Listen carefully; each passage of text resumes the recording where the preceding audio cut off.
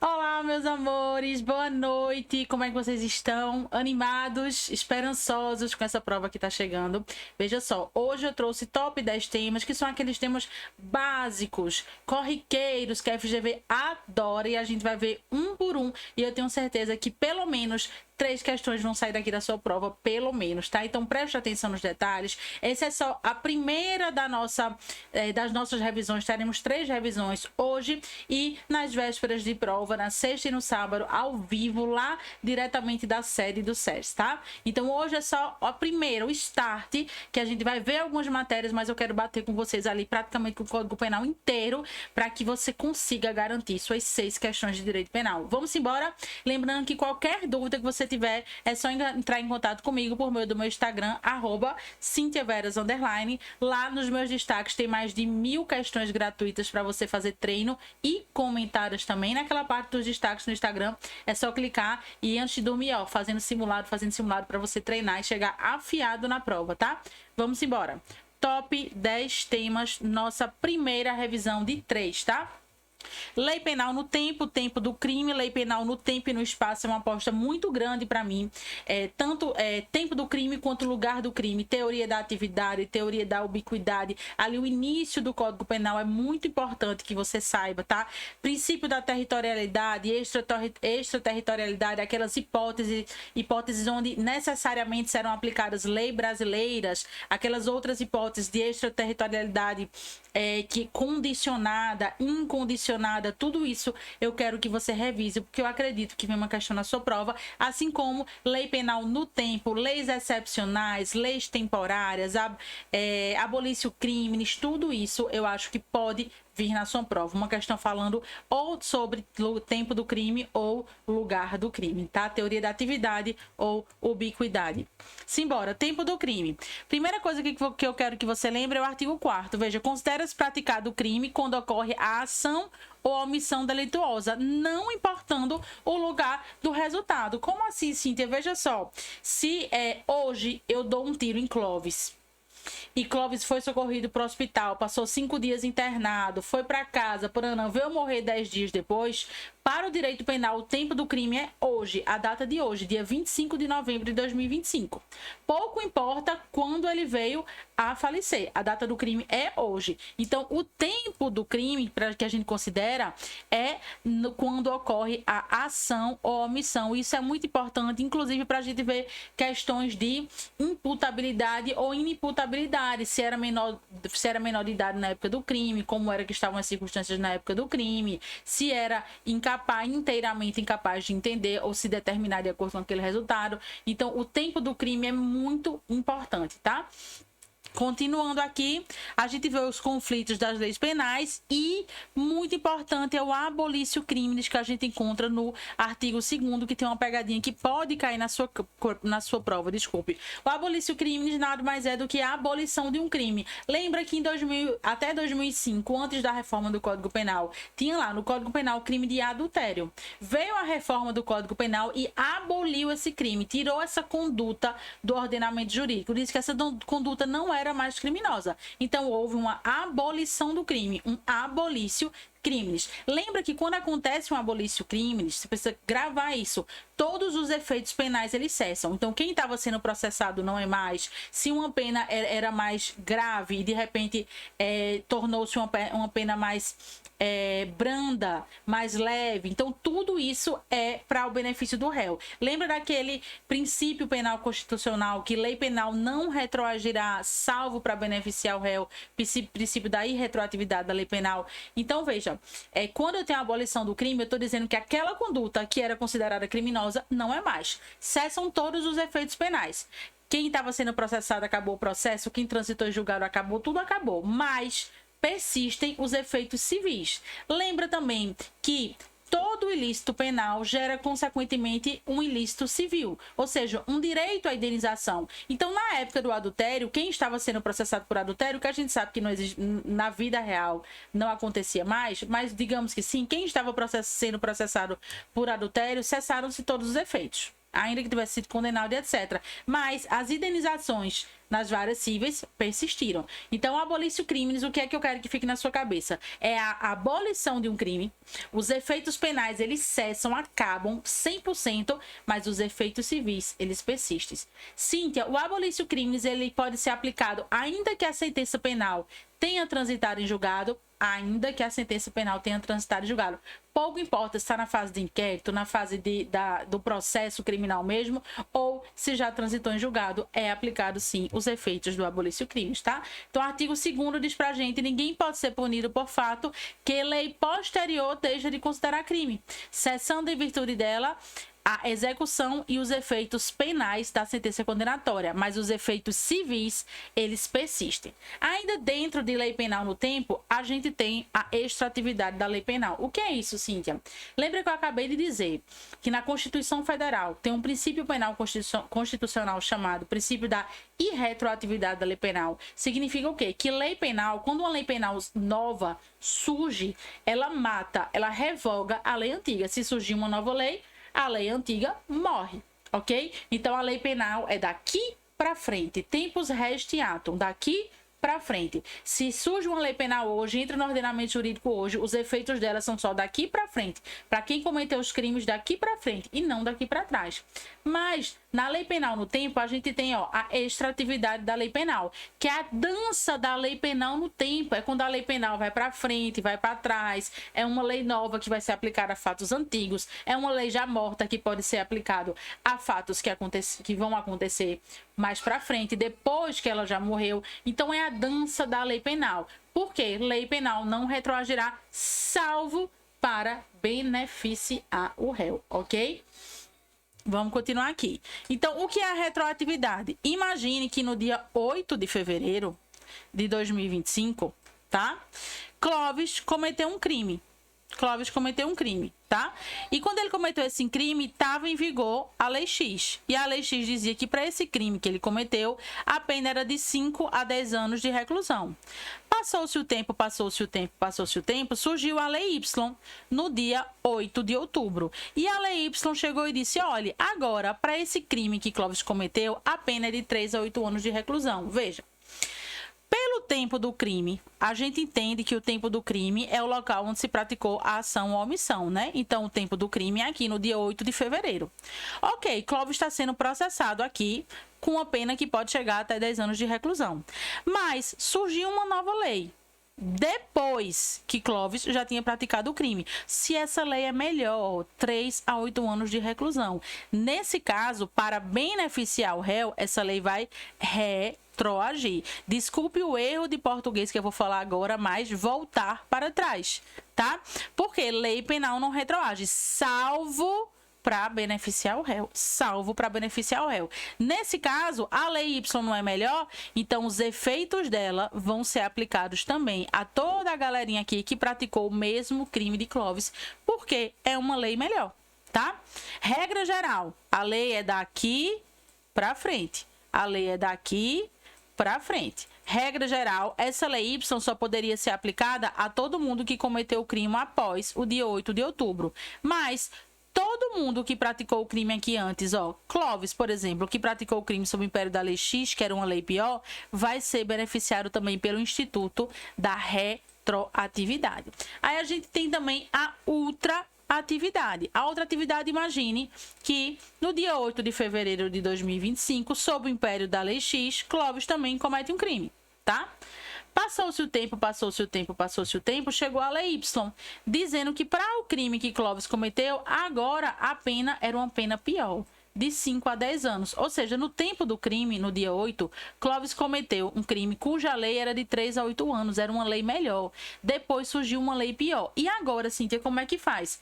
Eu vou retroagir? De jeito nenhum. Se eu vou retroagir, eu estou querendo dizer que eu vou pegar a lei pior e vou aplicar para o meu cliente. Isso não pode acontecer, tá? Não pode acontecer. Essa lei nova aqui do dia 8 de outubro, ela vai ser aplicada daqui para frente. Todo mundo que praticou o crime no dia 8, 9, 10, 11 daqui para frente vai responder pela lei Y. Mas aqui vai acontecer uma coisa muito engraçada que se chama o Instituto da Ultraatividade da Lei Penal. O que é isso? Uma lei morta uma lei que não existe mais vai ultra-agir, vai renascer das cinzas e aplicar os seus efeitos no futuro. Perceba, quando surgiu essa lei nova, a lei no dia 8 de outubro, a lei Y, a lei X automaticamente morreu, não foi? Só que quem praticou crime sob o império dessa lei, por ser uma lei melhor, vai ser beneficiado. Vai ser beneficiado também, tá? Então, aqui, quem praticou crime nesse meio daqui, ó, daqui para trás, vai ser beneficiado. Essa lei vai ressurgir das cinzas e vai ser aplicada aqui na frente. Então, temos esses dois institutos muito importantes, retroatividade e ultratividade da lei penal, que geralmente caem em prova. Se a prova quiser complicar, a FGV quiser complicar, ela pode falar sobre os crimes permanentes e continuados. O que é isso, Cíntia? Veja. Vamos lá, vamos dar uma revisão agora. Regra geral é o princípio da irretroatividade da lei penal. A lei penal não retroage. É daqui para frente, salvo para beneficiar o réu. Esse salvo para beneficiar o réu é onde a gente encontra aqui a extratividade da lei penal, que é a espécie que possui dois gêneros, a retroatividade e a ultratividade. Na retroatividade, eu vou pegar uma lei nova, e aplicar os efeitos dela no passado, porque é uma lei melhor. Na ultratividade, eu vou pegar uma lei morta e aplicar os efeitos dela no futuro, porque a lei nova é uma lei pior, ok? Só que existe uma exceção que vai beneficiar o seu cliente, o bandido, o réu. Que vai beneficiar, não, desculpa, que vai prejudicar, que a gente só viu agora situações que beneficiam, mas tem uma situação que vai prejudicar. Nos crimes permanentes e continuados, por exemplo, vai se aplicar a lei mais grave se ela for vigente antes da cessação da permanência ou continuidade. Por exemplo, Cíntia, digamos que tenha acontecido um crime de extorsão mediante sequestro. O famoso sequestro, como a gente conhece, né? A filha de Silvio Santos, que foi sequestrada, mas foi uma extorsão mediante sequestro. E aí, durante esse sequestro, essa extorsão mediante sequestro, surgiu uma lei mais grave. E quando estourou o cativeiro, essa lei mais grave estava vigente ainda.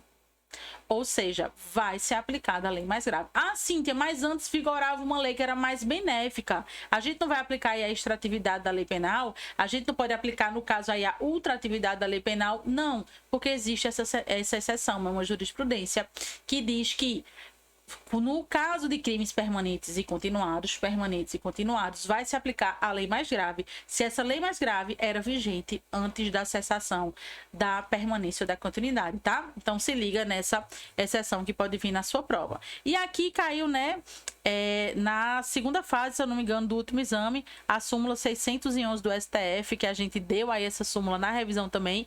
Transitar em julgado a sentença condenatória compete a quem? Ao juízo das execuções, a aplicação da lei penal mais benigna. Cíntia, a retroatividade e a ultratividade, se a sentença já tiver transitado e julgado, pode ser aplicada? Pode sim. Mas transitar e julgado, quem vai aplicar vai ser o juiz das execuções. Então, cuidado. Se tiver transitado em julgado, pode sim, perfeitamente, ok? Continuando, como é que poderia cair na prova? Vê só. Toda vez que cair lei penal no tempo, eu preciso que você faça esse esqueminha, tá? Tanto esse esqueminha que a gente fez aqui, ó, nesse slide passado, colocar a data, colocar qual é a lei. Se a prova te dá uma informação como essa, porque ela quer que você use essa informação. Então, você vai fazer um esqueminha para não confundir retroatividade com ultratividade. Veja, sobre a vigência da lei X, aí eu vou lá e escrevo lei X. Lauro cometeu um delito, beleza. Em seguida, passou a vigorar a lei Y. Aí eu vou lá e escrevo a lei Y. Que é a lei de ser mais gravosa, revogou a lei X. Então, eu sei que a lei Y é mais grave e ela matou aqui, ó, revogou a lei X. Ok. Depois de tais fatos, Lauro foi levado a julgamento pelo cometimento do citado delito. Nessa situação, o magistrado terá de se fundamentar no Instituto da Retroatividade em benefício do réu para aplicar a lei X, por ser menos gravosa que a lei Y. A questão me disse que a lei Y ela é mais grave.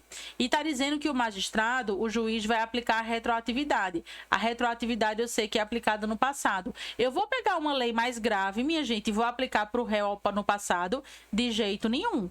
Tá? Não retroage, salvo para beneficiar o réu. Nesse caso, não está beneficiando o réu, está prejudicando. O que é que eu vou fazer então, minha gente? Eu vou pegar uma lei já morta, ressuscitá-la e aplicar os efeitos dela aqui no futuro.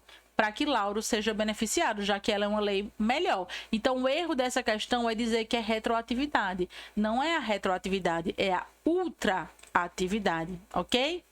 Pegou? Qualquer dúvida que você tiver, lembra, pode entrar em contato comigo, pode perguntar aqui no chat. Se eu não ver no exato momento, se eu não vir no exato momento por acaso, entre em contato comigo por meio do Instagram, que lá eu respondo tudo para você. Vou ter o maior prazer em recebê-lo e tirar suas dúvidas, tá? Então, errado é ultraatividade e não retroatividade. Aí a gente chega nas leis excepcionais e leis temporárias. O que é isso? Pelo próprio nome que já diz. São leis que são criadas em circunstâncias especiais.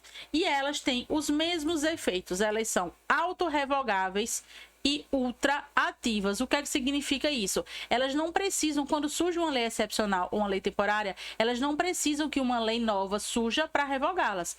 Terminou o efeito delas, elas são autorrevogáveis. E são ultraativas porque os efeitos delas permanecem ainda que elas tenham morrido. Porque senão não faria sentido a gente ter uma lei excepcional ou uma lei temporária. Por exemplo, a lei temporária, ela tem data de início e data de fim. Exemplo, está proibida a pesca do boto cor-de-rosa no período de 5 de maio de 2025 ao período de 5 de julho de 2025. Quem pescar o boto cor-de-rosa está sujeito a uma pena de reclusão de 3 a 8 anos. Então, veja, surgiu uma lei temporária para a preservação desse boto cor-de-rosa, que quem pescar entre 5 de maio a 5 de julho vai ter pena de reclusão. Quando der 5 de julho, essa lei ela é autorrevogável. Ela não precisa que surja uma lei nova para revogá-la, não. Depois volta a lei normal que estava em vigor, volta tudo a funcionar normalmente. Ela é autorrevogável, mas os seus efeitos são ultrativos. Ou seja, quem pescou o boto cor-de-rosa entre 5 de maio e 5 de julho vai ser criminalizado. Ainda que a lei tenha morrido no dia 5 de julho, vai ser criminalizado. Vai ser responsabilizado, vai ser processado e condenado. Vai cumprir pena, porque senão não faria sentido. Se eu soubesse que existe uma lei temporária e que ela vai ter fim, que existe uma lei excepcional e que ela vai ter fim, eu ligava o foda-se e cometeria qualquer crime, que eu sabia que ia ter fim. Mas a partir do momento que eu digo que elas são ultrativas, que seus efeitos persistem no futuro ao longo do tempo, eu dou consciência para as pessoas para que, olha, nesse período é crime. Se você cometer, ainda que depois essa lei seja revogada, porque ela será, já que é uma lei excepcional ou temporária, você ainda assim vai continuar respondendo por esse crime. Então, a diferença da lei excepcional para a temporária é que na lei temporária eu tenho data de início e tenho data de fim, como esse exemplo que eu dei da pesca do boto cor-de-rosa. Já na lei excepcional, eu até tenho data de início, mas eu não tenho data de fim, porque eu não sei o fim, como por exemplo, uma guerra, uma pandemia, que mais? Um período de seca, de estiagem, um período de chuvas rigorosas. Então, veja, excepcionalmente eu entro em vigor com aquela lei para criminalizar determinadas condutas e quando passar essa excepcionalidade, essa lei é autorrevogável. Ela não precisa de uma lei nova, mas ela é ultraativa. Isso é muito importante e pode cair na sua prova. Estrutura do crime, o conceito analítico, né? Teoria tripartite, o crime é um fato típico, ilícito e culpável. Você tem que dar um carinho muito especial à parte de conduta e nexo causal, as concausas, né, minha gente? A banca ama concausas absolutamente independentes, relativamente independentes. Tudo isso a gente vai revisar ainda nas nossas próximas revisões. Tipicidade, resultado, conduta omissiva, a relevância da omissão é muito importante também, que pode cair na sua prova, tá? Crime tentado, desistência voluntária, arrependimento posterior, arrependimento eficaz, para diferenciar de tentativa, tá? Crime impossível. Quando eu falo que o crime é fato típico ilícito, vocês aqui vão ter que saber as excludentes de ilicitude, os tipos de legítima defesa, tá? Se liga nos tipos de legítima defesa putativa, legítima defesa sucessiva. Você precisa saber isso. Estado de necessidade putativo também cabe estrito cumprimento do dever legal e exercício regular do direito. Quero que você se lembre também da teoria do erro de tipo permissivo, que é uma discriminante putativa, que é importante que você saiba também, porque pode cair na sua prova, tá? E culpável, aqui a gente tem os elementos de culpabilidade. Dentro dos elementos de culpabilidade, as excludentes de culpabilidade que podem cair na sua prova. Dê um carinho bem especial aí a parte de inteiramente incapaz, ou não era inteiramente incapaz de entender a ilicitude do fato ou determinar-se de acordo, sabe? A parte de embriaguez, a embriaguez que exclui a culpabilidade, a embriaguez proveniente de caso fortuito ou força maior completa, deixando o agente inteiramente incapaz de entender o caráter ilícito do fato ou de determinar-se. Então, essa parte de incapacidade, embriaguez, muito importante. Você saber também potencial consciência da ilicitude, o erro de proibição excusável, que é o desculpável, ele exclui a culpabilidade, tá? O desculpável exclui a culpabilidade, erro de proibição excusável, exigibilidade de conduta diversa, nesse caso aqui também a culpabilidade.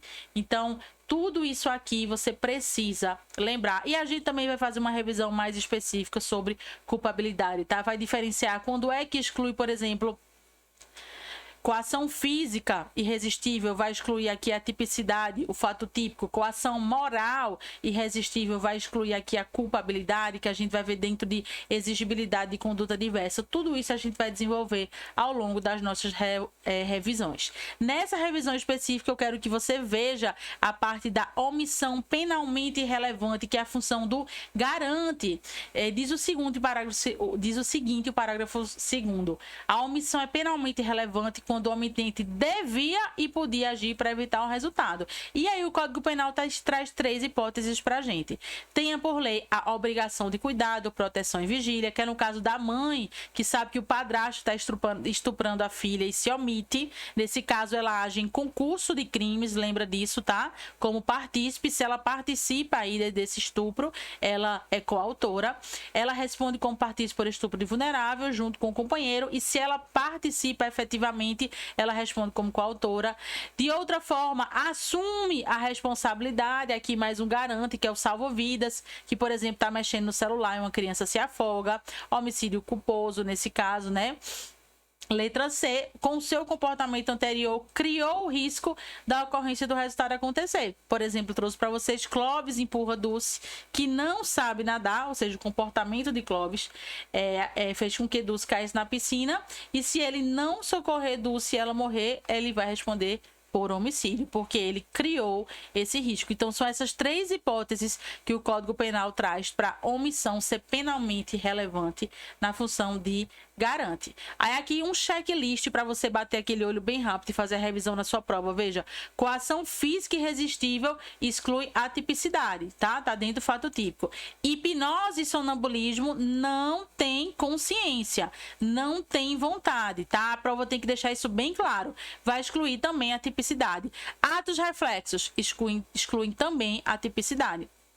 Já a coação moral irresistível, como eu falei para vocês, vai excluir a culpabilidade, tá?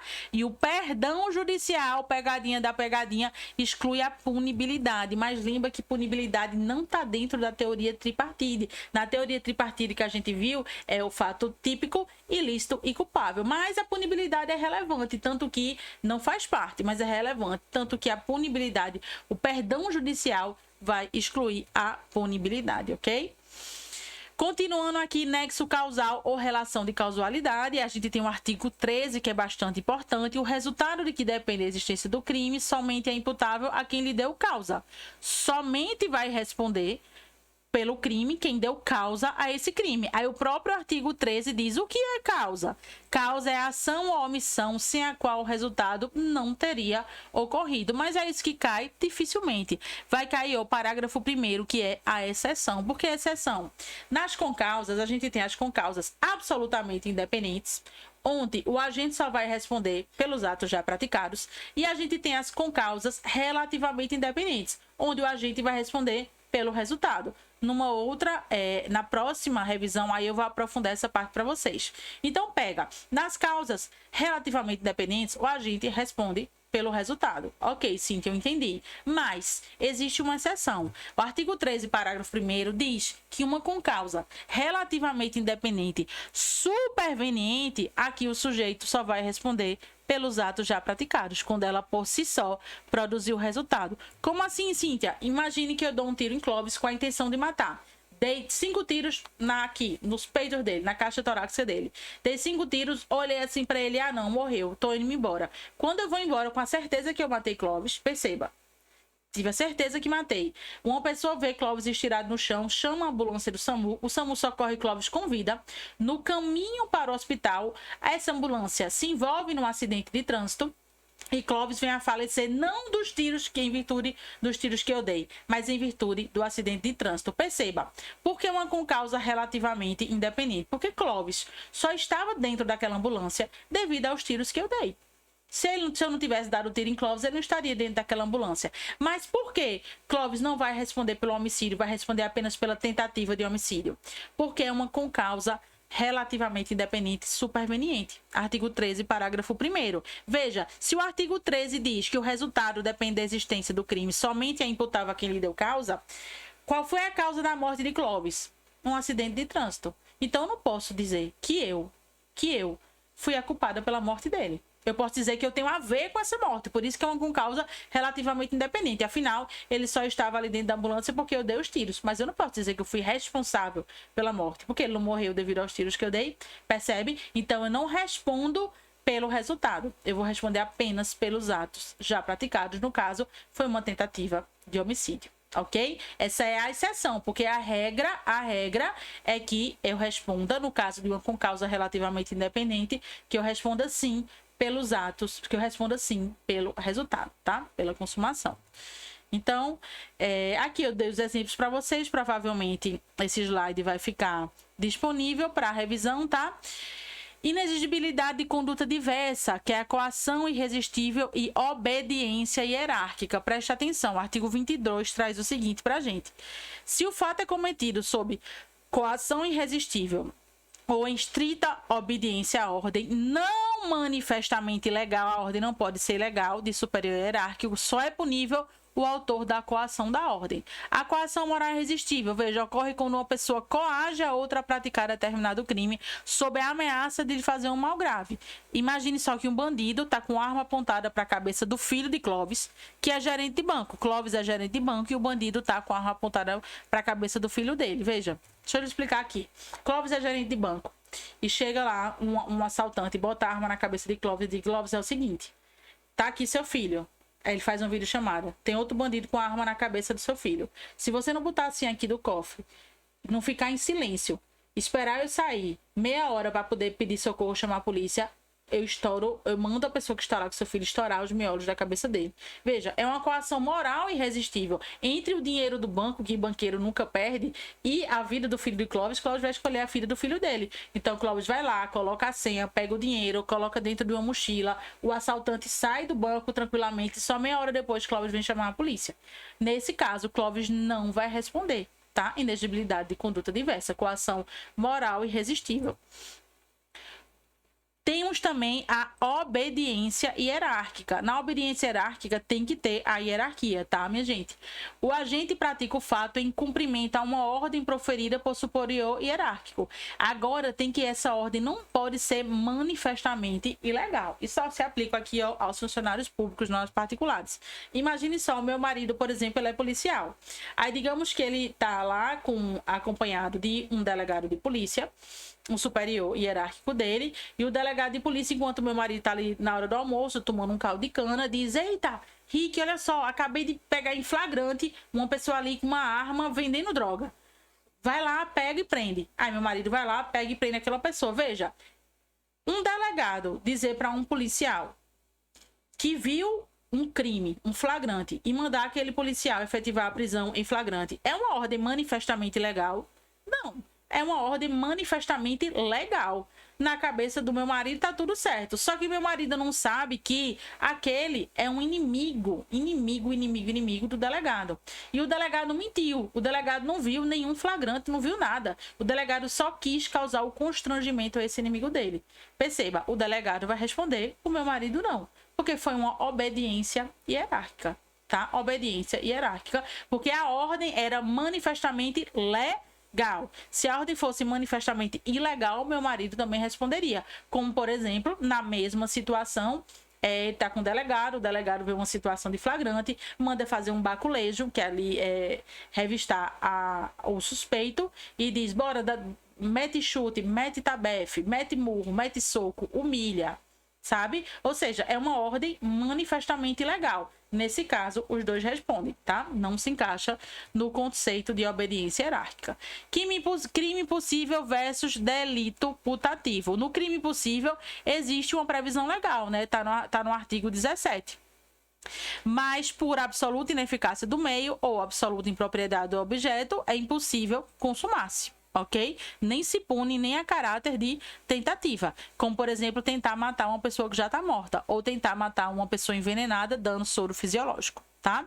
Já no crime putativo ou imaginário, tudo que é putativo está no mundo da imaginação, dos sonhos. A situação é diferente, porque o agente almeja praticar uma infração que não encontra moldura na nossa legislação.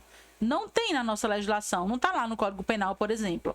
Então, é um fato atípico. Ele está praticando um fato atípico, tá? Por exemplo, uma mulher que toma um remédio abortivo sem estar grávida. Fato completamente atípico. Teoria do erro, aí você tem que saber a diferença de erro de tipo para erro de proibição. No erro de tipo, a gente vai desenvolver bem mais, tá? Porque a gente tem, inclusive, o erro de tipo permissivo, uma discriminante putativa, mas temos também erro de tipo essencial, acidental, isso vai ser desenvolvido em outras aulas. Mas eu quero que você entenda que o erro de proibição é quando o agente sabe que está praticando aquela conduta, mas não sabe que aquela conduta é considerada criminosa no ordenamento jurídico. Veja, ninguém pode alegar que não conhece a lei. Ninguém pode, mas pode acontecer da pessoa, por exemplo, uma holandesa vem para o Brasil, está aqui no Carnaval de Recife, faz sexo com vários homens sem proteção, engravida, passa mais um tempo aqui em Recife e de repente quer abortar. Veja, ela sabe que está grávida, ela sabe que quer abortar, ela aborta efetivamente, mas ela pensa que aqui não tem problema nenhum, que é igual no país dela, que o aborto não é crime. E veja, nesse caso, aí você pensa, Cíntia, ela não vai responder se ela tivesse pesquisado uma simples pesquisa, ela teria descoberto que aqui no Brasil é crime. Se ela tivesse ido no hospital, por exemplo, para saber, ela tinha descoberto que aqui no Brasil é crime. Então, veja, é um erro de proibição desculpável? Não, é indesculpável, tá? É indesculpável. Está ligada à culpabilidade e ocorre quando o agente não compreende o fato como ilícito ou enxerga como permitido. Mas, ao contrário do erro de tipo, no erro de proibição apenas poderá excluir a culpabilidade, mas não o elemento subjetivo, no caso o dolo, tá? O holandês que vem ao Brasil e realiza um aborto, crendo que aqui, como no seu país, a conduta não seja proibida. Mas no erro de proibição desculpável, aí sim fica isento de pena, ok? Então, a gente tem o erro de proibição desculpável e indesculpável, excusável e inexcusável, ok? No erro de tipo, é uma falsa percepção da realidade. Eu, de fato, diferente do erro de proibição, que eu sei o que eu tô fazendo, só não sei que aquela conduta é criminosa, no erro de tipo, eu sequer sei o que eu tô fazendo. Por exemplo, eu tô na mesa do bar, tem um monte de celular igual o meu, tá sem capinha, tudo, e eu pego o celular da minha amiga achando que é o meu e vou embora pra casa. Eu tive a intenção de furtar, eu quis aquele celular pra mim? Não. Então, é o erro de tipo, ok? Aí a gente tem o erro de tipo excusável e inexcusável, vencível, são todos sinônimos que podem cair na sua prova.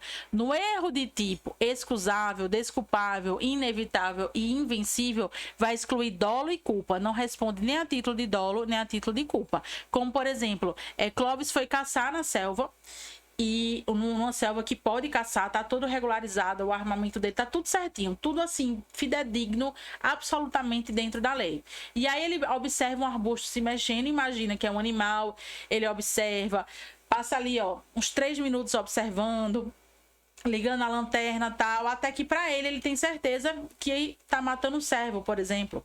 Quando chega lá, nem tem no Brasil, né, eu acho. Quando chega lá, não era uma pessoa, era outro caçador. Veja, ele não vai responder nem a título de dolo, nem a título de culpa.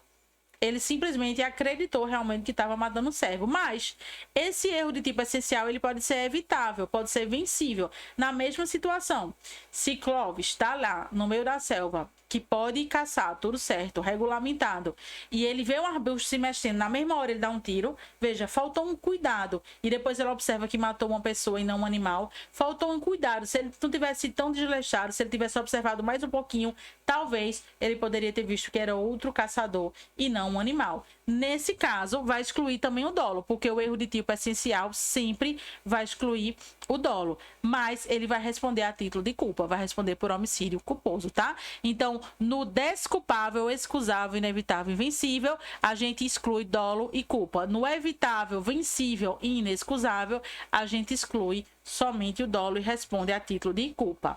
Quero lembrar vocês aqui a ameaça, que houve uma modificação no Código Penal em relação ao contexto de violência doméstica, tá? Agora a ação penal é pública incondicionada. Lembra também da lesão corporal leve, que no contexto de violência doméstica e familiar também é de ação penal pública incondicionada, ou seja, triscou na mulher, ameaçou a mulher, não cabe retratação, a mulher não pode desistir, ação penal pública incondicionada. E por fim a gente tem um feminicídio, né, artigo 121A, que no parágrafo 1º traz quais são as razões do sexo feminino: a violência doméstica e familiar e a misoginia, né, que é o real desprezo ou discriminação às condições da mulher. Aí você tem que lembrar os casos de aumento de pena. Lembra que feminicídio não é mais qualificadora de homicídio, agora é um crime autônomo, não é mais qualificadora, e possui aqui os casos de majorante de aumento de pena no seu parágrafo 2º, aumentada de 1/3 até a metade se é praticado durante a gestação, nos 3 meses posteriores do parto, ou se a vítima é mãe ou responsável por criança, adolescente também, tá? Não é só criança, ou pessoa com deficiência de qualquer idade. Essa pessoa deficiente com deficiência pode ter qualquer idade, contra a pessoa menor de 14 e maior de 60 anos com deficiência ou portadora de doenças degenerativas que acarretem condição limitante ou vulnerabilidade físico-mental. Ainda aqui, que é o puro suco do que as provas estão pedindo, o FGV gosta bastante, na presença física ou virtual de descendente ou ascendente. Não é idoso necessariamente, tá, minha gente? Que seu ascendente pode ser que não seja idoso, tenha 55 anos, tenha 58 anos, 59 anos. Então, ascendente ou descendente. E é presença física ou virtual. E em descumprimento de medidas protetivas de urgência. Em relação à coautoria, veja só, comunica-se o coautor ou partícipes as circunstâncias elementares previstas no parágrafo 1º. Por exemplo, a gente sabe, quando a gente fala de concurso de crimes, a gente sabe que as características de ordem pessoal, elas não se comunicam. Mas, no caso da Maria da Penha, vai se comunicar assim. No caso do feminicídio, me desculpe, vão se comunicar assim. Por quê, Cíntia? Veja só, imagine que eu tenho um amante, e esse meu amante diz: Cíntia, vamos matar a minha esposa, que eu sou o único herdeiro dela. A gente mata essa minha esposa para poder ficar com o dinheiro dela, a gente vai viver nossa vida bem boa. Veja, ele tá me chamando para praticar um feminicídio, mas ele é um marido. Só que eu sei dessa condição. Nesse caso, as circunstâncias de ordem de caráter pessoal vão se comunicar. Eu e ele vamos responder em relação à coautoria pelo crime de feminicídio, tá? Continuando aqui, medida protetiva da Maria da Penha, a gente tem uma modificação na pena, né? Agora é reclusão, não mais detenção de 2 a 5 anos e multa. Mas o que é relevante aqui pra gente? Na hipótese de flagrante, quem vai conceder fiança é o juiz, é a autoridade judicial e não o delegado de polícia, tá? Preste atenção. Esse artigo não exclui, obviamente, a aplicação de outras sanções. Então, se lembra, a autoridade judicial, e é uma ação penal pública incondicionada. O descumprimento de medida protetiva é ação penal pública incondicionada, tá? E é a autoridade judicial que vai conceder a fiança. Assim a gente termina a nossa revisão, nosso primeira de 3, e te encontro nas próximas. As próximas serão lá da sede do SERS, no sexta e no sábado, que antecede a sua prova. Fiquem com Deus, vai dar tudo certo. Revisão é mais acelerado mesmo, tá? Mas aqui no canal do SERS a gente tem diversos vídeos resolvendo questões para vocês. Vocês podem entrar também nos grupos de WhatsApp do SERS, que a gente disponibiliza simulados, a gente interage demais com vocês, e hoje com essa nova equipe do SERS, o professor faz questão de estar próximo ao aluno. Então você, aluno do SERS, que faz parte do SERS, você tem direito até ao nosso contato pessoal, nosso telefone pessoal, especialmente se você for fazer uma segunda fase com a gente. Quem já fez segunda fase comigo e com a Ana Cristina sabe do que eu tô falando.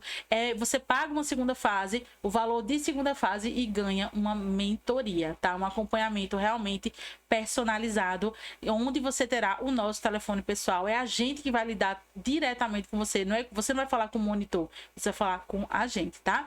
Então, faça uma boa prova. Até as próximas revisões, desculpe. Fique com Deus. Aqui Recife tá quente e seco, minha garganta fica travando, mas dá certo, no final dá certo.